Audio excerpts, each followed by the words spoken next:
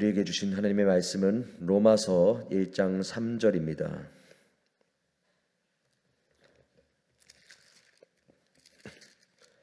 로마서 1장 3절, 신약 239페이지입니다.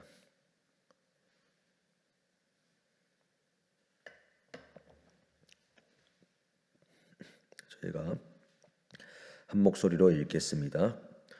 그의 아들에 관하여 말하면 육신으로는 다윗의 혈통에서 나셨고. 아멘. 저희가 계속해서 로마서를 조금 한 절씩 자세하게 보고 있습니다. 오늘 본문은 하나님의 아들 예수 그리스도께서 누구신지 보여주는 본문입니다. 먼저 지난번 살펴본 로마서 1장 2절을 다시 생각해 보면요, 복음은 곧 하나님의 아들에 관한 말씀이다라는 것을 알 수가 있습니다. 바울은 자기 자신이 복음을 위하여 구별받았다라고 설명한 것에 이어서 자신을 구별하게 한 그 복음이 성경에 오래전부터 약속되어 있던 하나님의 아들에 관한 내용이다라고 말했습니다. 그러니 이제 자연스럽게 따라와야 하는 설명은, 그렇다면 하나님의 아들은 어떤 분이신가? 라는 것에 대한 설명입니다. 로마서 1장 3절을 다시 한번 읽어드리겠습니다. 그의 아들, 곧 하나님의 아들에 관하여 말하면 육신으로는 다윗의 혈통에서 나셨다. 저희가 여기서 이 말씀을 두 가지로 나누어서 생각할 수가 있습니다. 먼저 하나님의 아들은 육신으로 이 땅에 태어나셨다라는 사실입니다. 당시 헬라 사회에서는 예수 그리스도께서 인간의 몸으로 이 땅에 오셨다는 것을 부정하는 사람들이 있었습니다. 왜냐하면 그때 당시 헬라 사회는 제우스, 아프로디테 등 이러한 그리스 신들을 믿었는데, 그런데 그리스 신들은 절대로 인간을 위해서 더러운 인간의 몸을 입고 그들을 사랑한다는 사실이 절대 받아들여지지 않았기 때문입니다.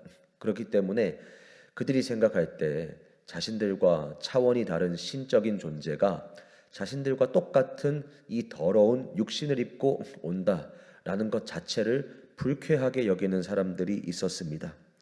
또한 어떤 사람들은 육신의 이 몸을 입고 온 것처럼 보일 뿐이다, 예수께서 인간의 몸으로 온 것은 그저 눈으로 볼 때는 그렇게 보이는 환상에 불과하다, 이렇게 설명하는 사람들도 있었습니다.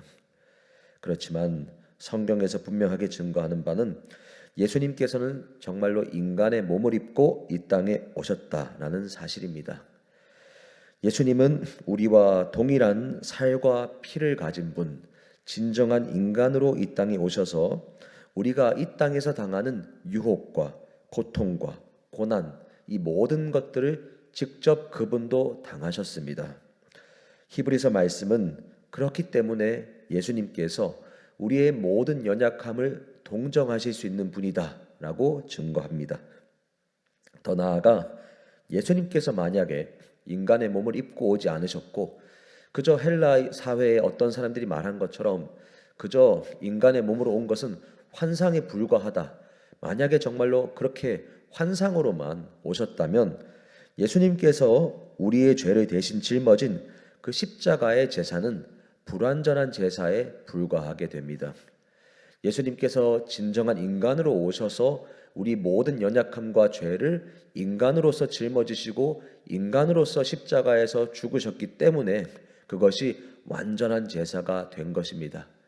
성경에서 나오는 모든 동물의 제사는 결국에는 불완전한 제사이고, 그리고 동물은 결국 죽어서 없어지고 그 제사를 주관한 제사장도 결국엔 죽어 없어지지만, 영원한 대제사장으로 이 땅에 오신 예수 그리스도, 그리고 참 인간으로 오셔서 인간의 죄를 짊어지신 예수 그리스도의 십자가는 그렇기 때문에 완전한 제사가 되는 것입니다. 예수님께서 이 땅에 참된 인간으로 오셨다는 그 진리는 따라서 그분의 신성, 하나님 되심을 깎아내리는 것이 아니라 오히려 정말로 우리를 살리기 원하시는 하나님의 사랑, 그 사랑을 찬양할 근거가 되는 것입니다. 사랑하는 여러분, 또한 예수님께서 실제 살과 피로 가진 인간으로 실제 역사와 그 현장에 오셨다는 것이 우리에게 말씀하시는 것이 무엇입니까? 성도가 복음이신 예수님을 믿으면서 순종하는 인생을 살아가는 것 또한 실제다라는 사실입니다. 우리의 신앙생활은 결코 막연한 것으로 끝나는 것이 아닙니다. 우리가 그저 머릿속으로만 묵상만 하고 생각만 하는 것은 반쪽이라는 것을 예수님께서 몸소 이 땅에 오셨다는 것이 증명하는 것입니다. 제가 청년부에 처음 왔을 때 청년 중에 한 명이 계속해서 기도 제목으로 냈던 제목은 자신이 부정적인 생각을 너무나 많이 하고 너무나 유약해서 그런 것을 가지고 기도해 달라라고 기도 제목을 반복해서 내었습니다.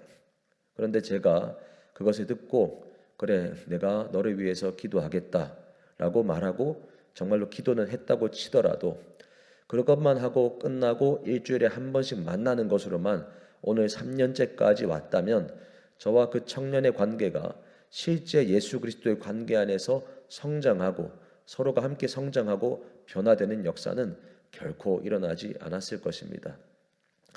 정말로 그 청년의 기도 제목을 듣고 기도함과 함께 실제로 무엇을 함께 할 수 있을지 고민하고 할 수 있는 만큼 최선을 다해서 만나고 나름대로 했기 때문에 그리고 그 청년 역시도 그 가운데 따라오는 열심이 있었기 때문에 지금의 때에 하나님께서 함께 빚으시고 함께 성장하게 하신 바가 있다라는 것입니다. 그렇기 때문에 이것이 바로 예수 그리스도가 이 땅에 육신으로 오신 원리와 그대로 연결되는 것입니다. 우리의 삶에서도 예수님께서 그저 환상 가운데 오신 분이 아니라 정말로 살과 피를 입고 실제로 이 땅에 오신 분이다라는 사실을 저희는 반드시 기억해야 합니다. 그래야지만 우리가 신앙생활을 할 때에도 그저 막연하게 신앙생활하고 일주일에 한 번 예배 드리고 가는 것으로 충분하게 생각하지 않고 정말로 주님의 말씀을 나의 실제 삶에서 생명을 살리고 또 내가 그 생명의 길을 가는 것에 구체적으로 실제적으로 적용할 수 있게 되는 것입니다. 예수 그리스도의 이 땅에 실제 오신 그러한 성육신의 사건이 정말로 우리의 실제 신앙생활도 정말로 살아있는 것으로 만든다라는 것을 꼭 기억하시기를 바랍니다. 또한 두 번째 살펴볼 내용은 하나님의 아들은 다윗의 혈통으로 오셨다라는 사실입니다. 예수님은 그저 아무 혈통 속에서 오신 분이 아닙니다. 수많은 선지자들의 예언대로 예수님은 다윗의 혈통으로 오셨습니다. 마태복음 1장은 그 계보를 처음부터 펼쳐 보이면서 다윗의 자손 예수 그리스도의 계보이다라고 말씀합니다. 그리고 로마서 1장 3절도 다윗의 혈통에서 그분이 나셨다라고 표현한 것이 단순한 족보만 보여주는 것이 결코 아닙니다. 이것은 하나님께서 하신 그 언약의 약속이 정말로 성취되었다는 증표입니다. 사무엘하 7장부터 그리고 이사야 선지자의 말씀에 이르기까지 그리고 수많은 선지자의 말씀에 이르기까지 모든 메시아에 대한 약속, 다윗의 혈통에서 그 메시아가 난다는 약속이 다 성취되었습니다.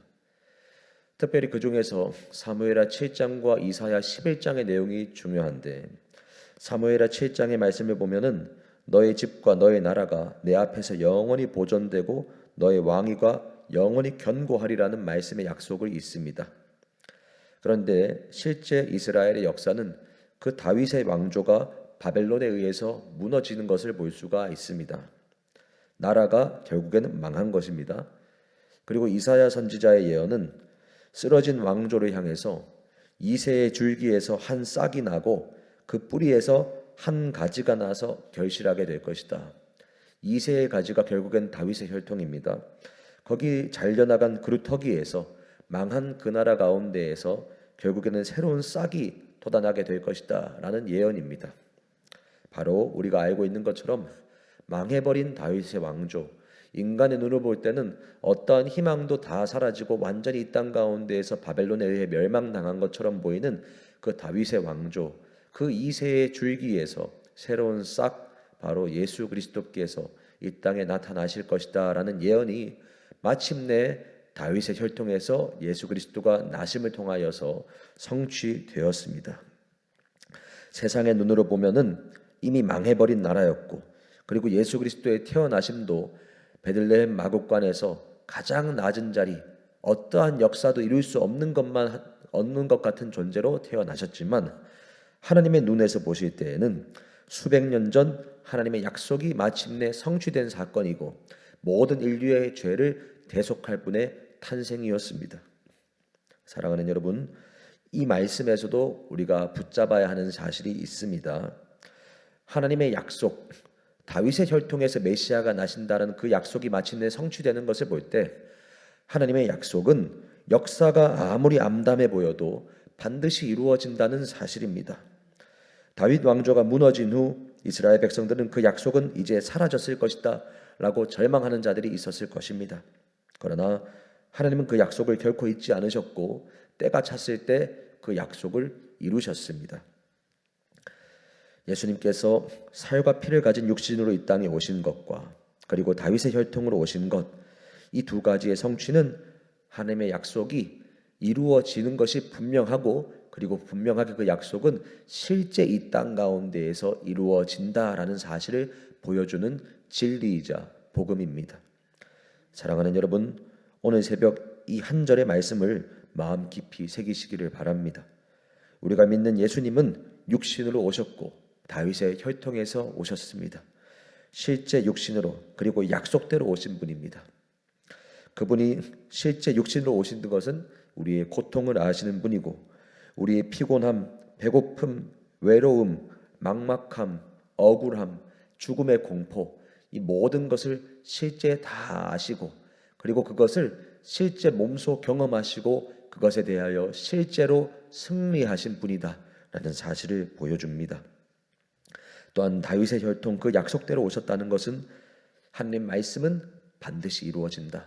마찬가지로 우리의 삶에서도 하나님의 말씀과 그 약속은 반드시 이루어진다는 것을 보여주는 말씀입니다. 때로는 우리의 삶의 어려운 문제, 해결되지 않는 문제가 우리를 막막하게 하고 숨이 막히게 하고 우리를 지치게 할 때가 있습니다. 망해버린 이스라엘 나라가 이스라엘 백성들에게는 그렇게 느껴졌을 것입니다. 그러나 다윗 왕조가 완전히 망하고 하나님의 약속이 실패한 것처럼 보였던 그 순간에도 하나님은 일하고 계셨습니다. 그렇게 일하신 하나님, 약속을 이루신 하나님은 오늘 저와 우리들의 인생 가운데에도 분명히 살아계셔서 역사하고 계시고, 우리들의 삶을 통하여서 하나님의 놀라운 일을 계획하시고 그리고 반드시 그 일을 이루실 것이다 라는 사실을 믿으시는 저와 여러분 되시기를 예수님의 이름으로 축복합니다. 기도하겠습니다. 하나님 아버지, 감사합니다. 아버지 하나님, 정말로 예수님께서 이 땅에 참 인간으로 와주신 그 사실에 감사드립니다. 또한 어떠한 우연에 따라서가 아니라 하나님의 약속에 따라서 다윗의 혈통으로 오신 것에 감사드립니다. 하나님, 우리들 눈앞의 인생과 그 현실이 때로는 어둡고 절망스러울 수 있습니다. 희망이 없어 보일 수 있습니다. 그렇지만 예수님이 실제로 육신으로 이 땅에 오셔서 우리의 모든 고통과 연약함, 그런 막막한 것을 직접 다 아시고 그리고 직접 그것에 대해서 승리를 주셨습니다. 또한 우리가 당하는 그런 모든 어려움을 통해서도 그것을 뚫고 하나님께서 일하시고 마침내에는 우리를 통하여 우리의 생명뿐만 아니라 수많은 생명도 살리시고 하나님의 나라를 이루실 하나님의 약속을 우리가 믿고 나아가게 하여 주옵소서. 감사드립니다. 예수님 이름으로 기도합니다. 아멘.